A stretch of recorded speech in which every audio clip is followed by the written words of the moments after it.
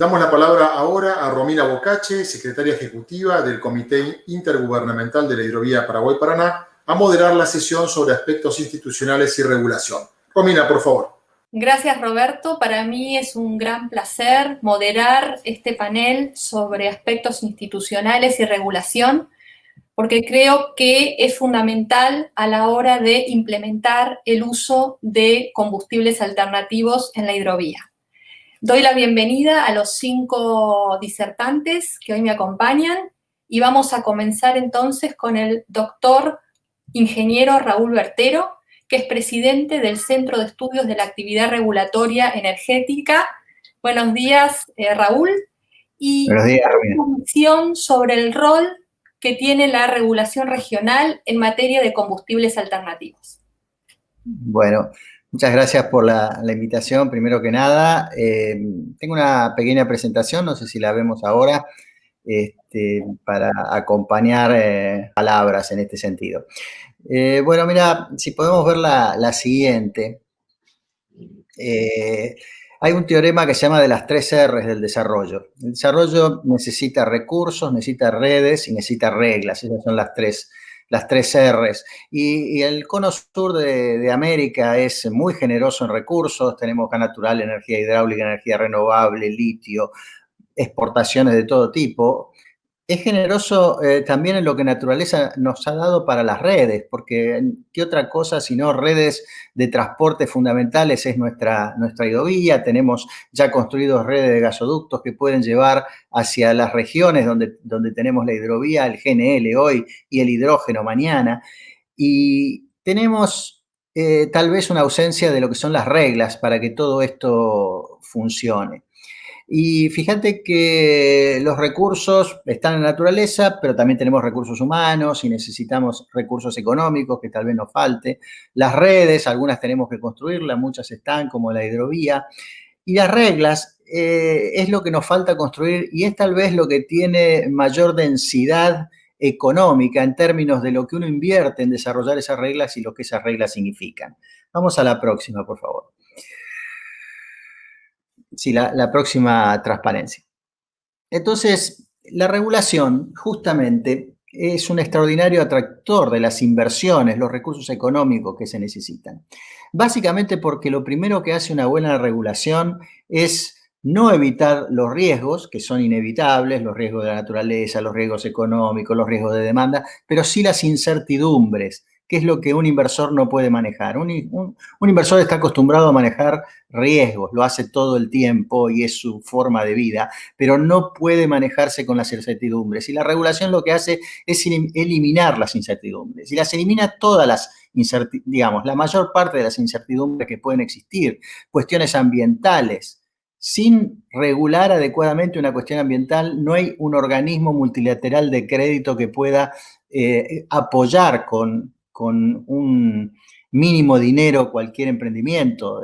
La descarbonización, hay que apuntar a estas cosas con la regulación. Es fundamental avanzar en esto si queremos desarrollar la hidrovía y si queremos cambiar los combustibles que se utilizan en la hidrovía, que es absolutamente imprescindible para mejorar la cuestión ambiental. No puede haber tampoco avances si no está cubierta la cuestión de seguridad. Es ineludible para las autoridades políticas y tiene que estar absolutamente bien regulada, aclarada. Fijémonos si no lo que está pasando en el muelle de Escobar hoy en día. Son cuestiones que deben estar totalmente definidas y terminadas, digamos, para que no sea una sorpresa después para los inversores. Y la regulación debe fomentar, debe asegurar una distribución equitativa de las responsabilidades, de las inversiones, de los pasivos ambientales y de los beneficios entre los distintos estados parte de la hidrovía. Esto es fundamental para que se avance en los consensos, sin lo cual no puede haber una regulación estable. Veamos la próxima, por favor. Entonces, La regulación regional, particularmente, cuando involucra a más de un país, ya en un país es difícil la regulación, pero cuando involucra a más de un país presenta dificultades que requieren soluciones innovadoras. Entonces, hay que pensar en que no se puede hacer o no conviene hacer una regulación prescriptiva, hay que avanzar en lo que se conoce como regulación basada en la performance, regulación basada en los resultados. Lo que se pide es, nosotros tenemos que bajar la producción de dióxido de carbono al tanto por ciento, es decir, hay que buscar lo que se busca y dejar que la innovación, los cambios que son cada vez más vertiginosos, produzcan esos efectos que la regulación pretende y busca. Debe contemplar la regulación la situación actual de cada país. No se puede pretender que de la noche a la mañana un país, porque se incorpora a un grupo, cambie la regulación que tiene. Hay que saber cuál es la regulación de cada país, basarse en los puntos que tenga en común y sobre los puntos diferentes hay que plantear un sendero de convergencia. La regulación debe considerar también el desarrollo relativo de cada país miembro, evitando concentrar los beneficios en los más desarrollados, porque uno de los objetivos de la integración regional, y la regulación regional tiene que ir en la dirección de la integración regional, es eliminar las diferencias emparejando hacia arriba. Y ese es un objetivo también muy importante de la regulación cuando varios estados están involucrados. Por lo tanto, debe producir beneficios para todos y para que eso ocurra tiene que ser el resultado de un diálogo amplio con los actores principales. Y cuando aparece un problema, y siempre aparece, es fundamental que haya un mecanismo claro y eficaz de solución de controversias. Así que creo que estas son mis recomendaciones, la idea que nosotros tenemos sobre la regulación, y me parece que avanzar en una regulación con las características que acabo de describir sería muy positivo para atraer las inversiones que la hidrovía necesita. Muchas gracias, Romina. Muchas gracias a vos, Raúl, y continuamos con el ingeniero Carlos Braña, quien desarrolla varios proyectos en la Facultad de Ingeniería de la Universidad de Buenos Aires y también es director de la Asociación Argentina de Ingeniería Naval. Bienvenido, Carlos. Gracias, Romina. Nos gustaría que nos disertes sobre si para tu visión es necesario un plan maestro y cuál sería la función o los componentes. Bueno, muy bien. Si podemos ir a la presentación, por favor. Buenos días a todos. En estos 5 minutos que tenemos disponibles, vamos a intentar responder a la siguiente pregunta. ¿Por qué es necesario un plan maestro?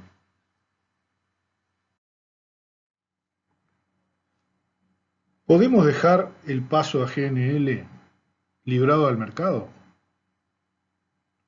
No lo vemos posible. No sería práctico en realidad. Hay demasiadas asimetrías y no solamente las comerciales. Tampoco vemos ejemplos, ni en Estados Unidos funciona de esa manera.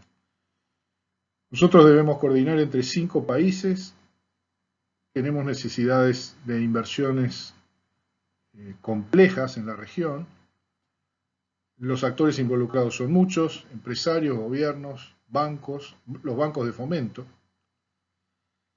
El proyecto debe ser interactivo con otros grandes proyectos. Esto es muy importante, por ejemplo, con la explotación de gas, claramente, con la construcción de gasoductos, pero también con la oferta de bunkering de GNL para los buques oceánicos.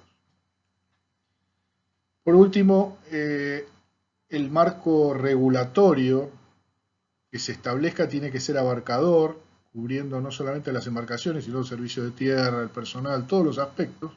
Eso tiene que estar integrado y coordinado entre los 5 países. Resumiendo, el plan debe considerar la coordinación internacional, la racionalización en el uso de los recursos, la interacción con otros proyectos y un marco regulatorio abarcador. Existen varios estudios regionales.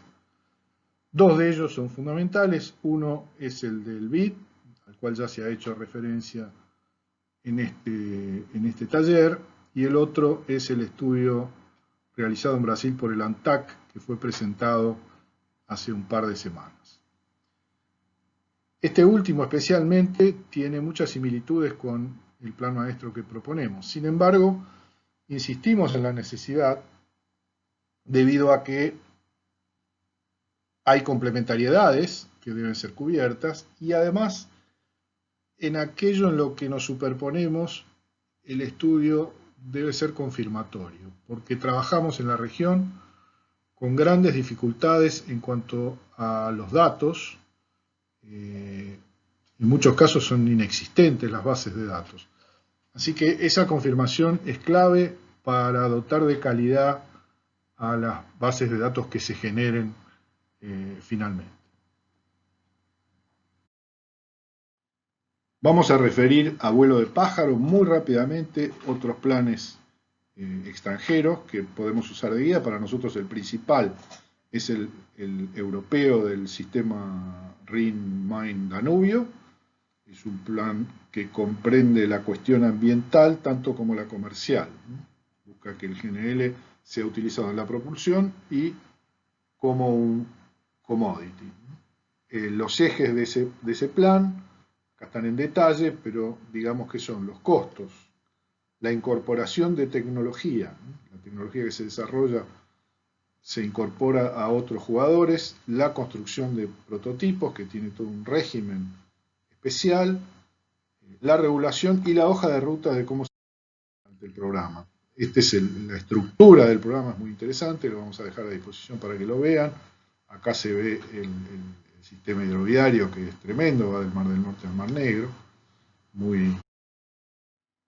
Vamos a mencionar solamente dos planes más. Uno es el japonés, que destina 10 billones de dólares a transformar el mercado energético japonés, principalmente por el accidente de Fukushima.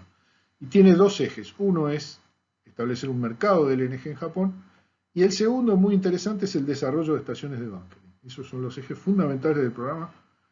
Respecto al bunkering, nosotros deberíamos, evidentemente, tomar esto como una guía.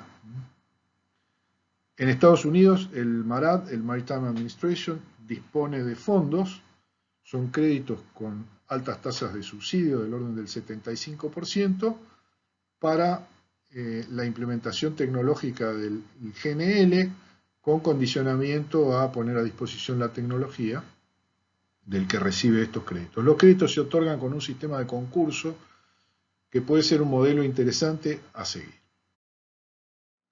Solamente mencionaremos el plan de la UBA, no tenemos espacio para presentarlo. Como dijimos, sigue la línea del plan europeo, hace una consideración general sobre todo lo pertinente a la propulsión por GNL, analiza el impacto económico, ambiental y social del uso de esta propulsión. Después analiza también la distribución de GNL a la región del NEA y otras posibilidades, y da una propuesta de marco normativo, y todo ello comprendido en una metodología que unifica el trabajo de todas las diferentes profesionales que participan. La construcción de prototipos es parte esencial del plan maestro. Aportan información muy importante para que el plan maestro sea eficaz. Esa información debe ser técnica, debe ser económica, debe referirse a los recursos humanos y a la producción. En particular, en la cuestión técnica, los prototipos deben ser necesariamente innovadores. Existe una ganancia muy importante, más allá del uso del GNL, solamente por el hecho de utilizar embarcaciones innovadoras. Estamos hablando de ahorros del orden del 15% en consumo de combustible, y no podemos perder la oportunidad de obtener estas ventajas estratégicas.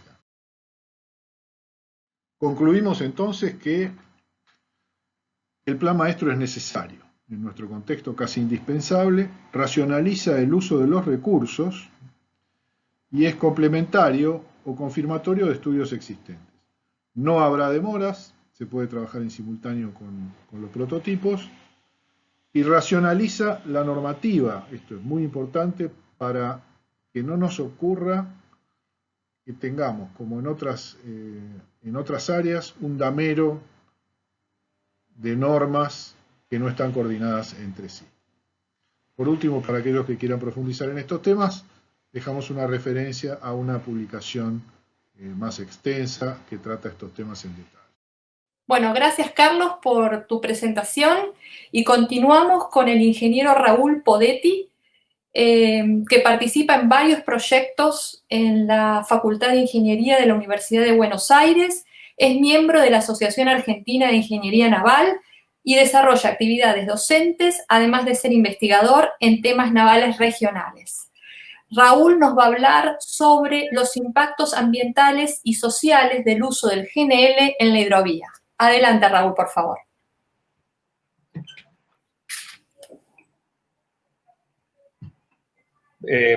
Muy buenas tardes, es un honor para mí estar participando de este panel, que básicamente se refiere al impacto ambiental y social del uso del gas natural licuado en la hidrovía Paraná-Paraguay. Estas investigaciones son presentadas en dos publicaciones de la colección Industria Naval y ya son parte de varios papers y conferencias de importantes instituciones. Estos dos impactos se refieren al salto entre el diésel y el GNL en el transporte fluvial de la hidrovía Paraná-Paraguay. Los remolcadores de empuje generan una gran cantidad de emisiones nocivas con la combustión del diésel-oil. Y hasta ahora las únicas soluciones son equivalentes al uso del barbijo. Sin embargo, ya hace varios años que existe una vacuna. Modificando el uso del diésel por el GNL se pueden reducir sustancialmente los gases nocivos. El volumen de la contaminación... Próximo, por favor. El volumen de la contaminación no está precisamente calculada para nuestra región, pero por las similitudes con el caso del río Ohio, con un tipo de transporte de embarcadas y remolcadores de empuje similar y sobre todo prácticamente la misma relación de potencia y consumo, podemos estimar que las emisiones nocivas en el caso del Ohio son relativamente el doble que las de la hidrovía Paraná-Paraguay por la relación de sus consumos. Próxima, por favor. Así, el volumen de la contaminación evitable es, en el caso del CO2, entre el 20 y el 9%, en el caso de los óxidos nitrosos y sulfurosos, entre un 89 y un 99%, y en el caso de las partículas materiales, del 71%. Sin embargo, estudios europeos indican aún mayores reducciones. Los daños de la contaminación es de dos tipos. Hay daños globales que tienen un impacto en el cambio climático. A esto nos referimos con las 6.550 toneladas anuales evitables de emisiones de CO2 que impactan negativamente en el medio ambiente. Y los impactos locales son los que tienen impacto justamente sobre la salud de los que habitamos en la zona de la hidrovía. Las 1.400 toneladas anuales de óxidos nitrosos, sulfurosos y partículas materiales generan lluvia ácida, enfermedades de la piel y sobre todo enfermedades cardiovasculares y respiratorias. Según la Comisión Europea, casi 300.000 muertes prematuras anuales se deben a esto y la OMS estima que hay unos 13.000 chicos entre 1 y 4 años que mueren por causa de estas emisiones. En un estudio de la Universidad de Delaware indica que en el sur de la hidrovía Paraná-Paraguay, las muertes de 750 personas en lo que va del siglo es atribuible al efecto nocivo de las partículas materiales generadas por el transporte fluvial en la hidrovía.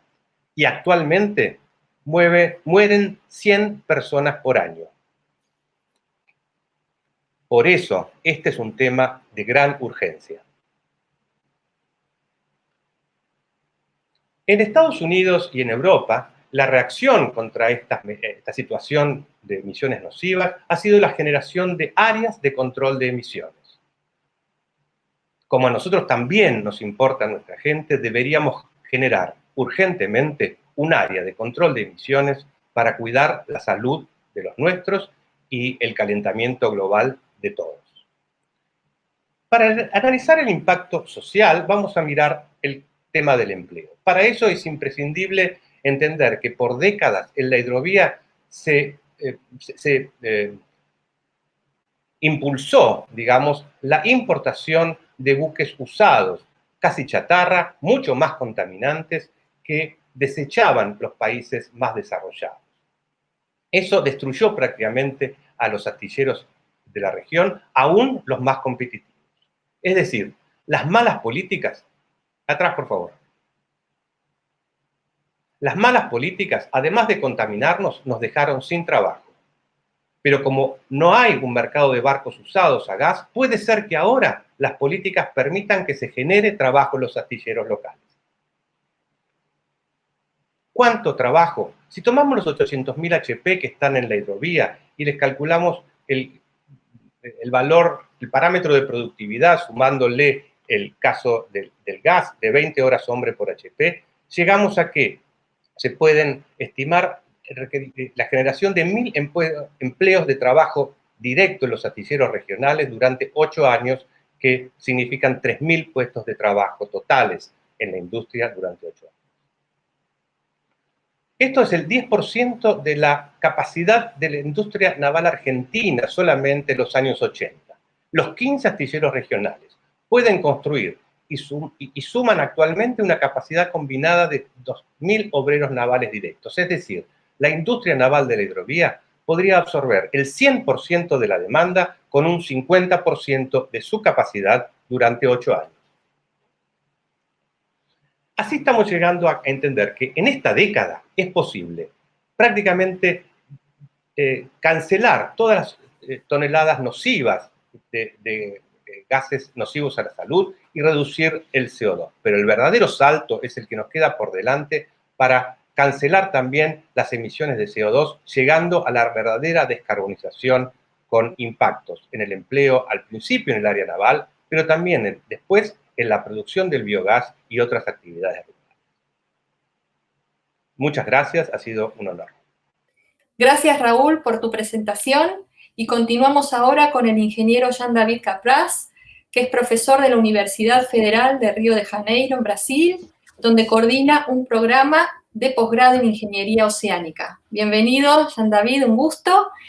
Y nos gustaría conversar con vos sobre qué aspectos técnicos te parece que habría que considerar para analizar diversos combustibles alternativos en la hidrovía y si te parece que resultaría beneficioso un enfoque flexible. Jean David, tenés la palabra. Muchas gracias, Romina, por la oportunidad. Me gustaría de empezar mi presentación exponiendo las estrategias de la Organización Marítima Internacional para reducir las emisiones de gas de efecto invernadero o CO2, observando que la meta internacional es reducir en 50% las emisiones absolutas de CO2 comparando al año de referencia de 2008, como pueden observar aquí en el gráfico. Si esas reglas no se aplican a la navegación, es muy interesante percibir que existen 3 tipos de métodos para reducir las emisiones de dióxido de carbono. En primer lugar, los nuevos proyectos de embarcaciones y la renovación de las flotas existentes con la premisa de que nuevos motores no son mucho más eficientes. El segundo método se relaciona con las medidas operativas. Por ejemplo, existen nuevas tecnologías de revestimiento de pinturas que pueden reducir la fricción entre agua y casco y reducir entonces el consumo de combustible y emisiones. En tercer lugar, la innovación en el uso de nuevos combustibles, que sería la parte verde de esta gráfica. Entre los métodos más eficientes de hoy, en la barra vertical roja, contamos con métodos relativos al nuevo proyecto de embarcaciones y a métodos operativos que son aplicables y están disponibles actualmente. En el futuro contaremos con una participación principal de la parte verde que pueden observar en relación a los nuevos combustibles. Es interesante percibir que existen muchas opciones de combustibles de emisión cero para el futuro. La disponibilidad de los mismos hoy es marginal. Me gustaría resaltar dos puntos. Por ejemplo, lo que estamos discutiendo acá en el Faltel no es un combustible de emisión cero verde, sin embargo es un excelente combustible de transición. Los especialistas prevén que en el futuro habrá no solo un combustible vencedor, sino una mezcla, un mix de combustibles de emisión cero. Pueden observar aquí el LNG, y el LNG basado en el hidrógeno. Hay una lista de criterios a considerar para elegir un buen combustible. Pueden observar aquí criterios técnicos, económicos y medioambientales. Yo preparé aquí, según mi evaluación, la calidad para el LNG o GNL fósil. Observen que la disponibilidad de este combustible ya es un problema resuelto, aunque la densidad de este combustible es inferior a de los combustibles fósiles que utilizamos hoy. Podemos contar con la mitad de la densidad de energía para un litro de GNL en comparación con el combustible fósil. Los patrones, madurez de la tecnología son excelentes. Hoy ya hay centenares de buques de gran porte navegando con este combustible y la seguridad también es dominada. Tenemos simplemente que verificar que las operaciones se hagan con la regla correcta. Un potencial problema es la estabilidad del GNL en función del tiempo. Cuando abastecemos una embarcación, el GNL tiene que consumirse rápidamente. No está la posibilidad de dejarlo muchos días en el tanque de las embarcaciones. De hecho, el GNL se evapora y esto es un riesgo para el medio ambiente si no se lo quema.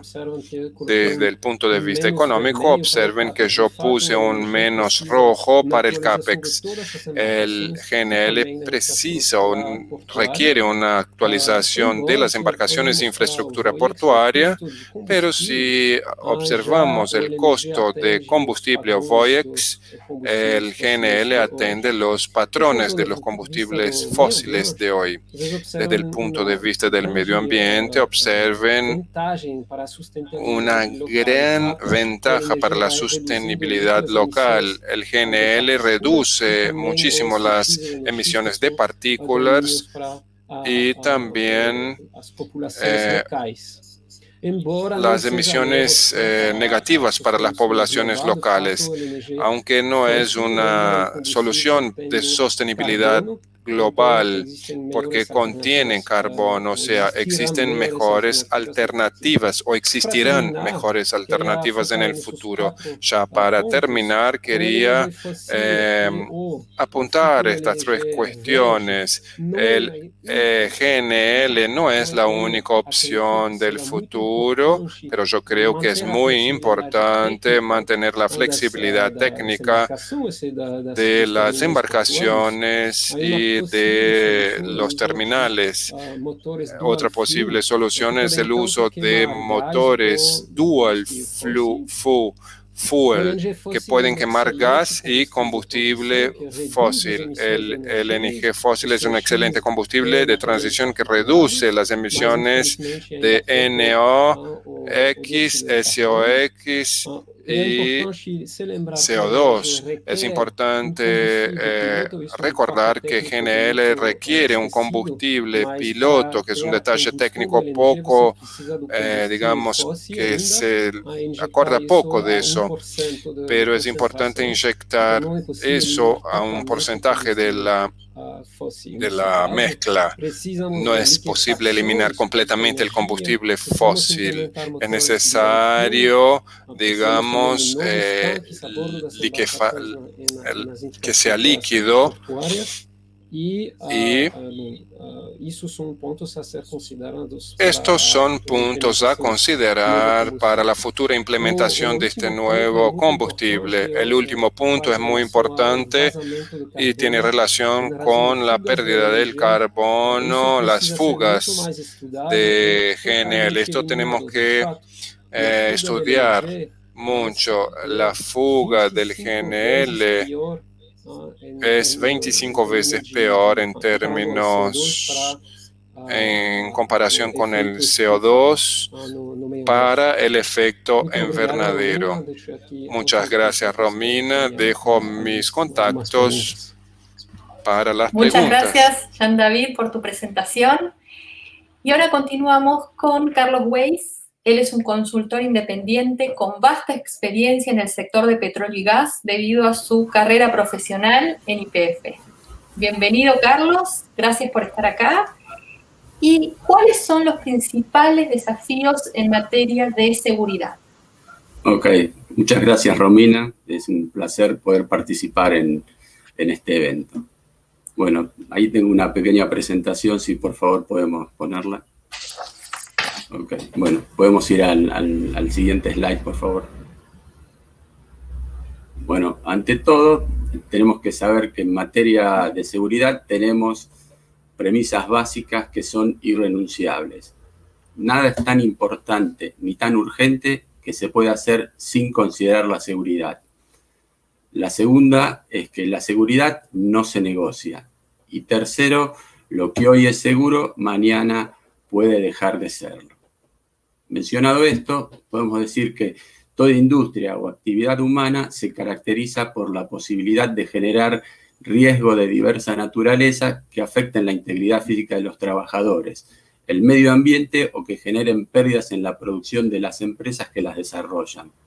Por eso la seguridad tiene un papel tan importante y tan preponderante en todas las actividades. Dicho esto, se deben establecer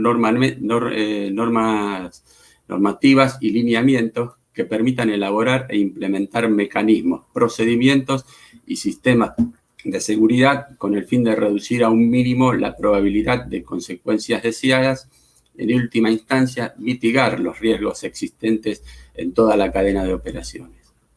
Aquí nos referimos no solo a la seguridad en la construcción de embarcaciones, remolcadores, buques, instalaciones de superficie, sino también a la seguridad correspondiente a todos los actores y a todas las operaciones de las actividades. Considerando lo mencionado, es fundamental llevar siempre estadísticas de todos los accidentes e incidentes, de modo que esto pueda ser utilizado por los especialistas para que se determinen nuevas formas de actuar y que ayuden a mejorar el sector en general. Lo dicho hasta aquí puede ser aplicable independientemente del tipo de combustible que se utilice en el transporte fluvial en la hidrovía. Si bien en los últimos años, especialmente en Europa, Estados Unidos, Japón y algún otro país de Oriente, se viene trabajando en el desarrollo de alternativas para motorizar las embarcaciones, hoy quiero hacer foco especialmente en la seguridad y el GNL, porque entiendo que es lo que se viene imponiendo en los países mencionados desde hace un tiempo, ya sea por razones ambientales y razones económicas, y que a mi juicio es el camino que deberíamos estar siguiendo en la hidrovía en la próxima década. Como sabemos, el GNL no es otra cosa que el gas natural, el metano, el gas natural que recibimos en casa habitualmente, que se enfría a menos 161 grados y pasa de esa forma a un estado líquido. En este estado se reduce 600 veces el volumen y nos permite el almacenaje y transporte. Cabe señalar que en ningún momento el gas natural cambia sus propiedades, por lo que permanece incoloro e inodoro. Podemos pasar a la siguiente. Pero, no, ahí saltamos, puede ser que haya una anterior. Ahí.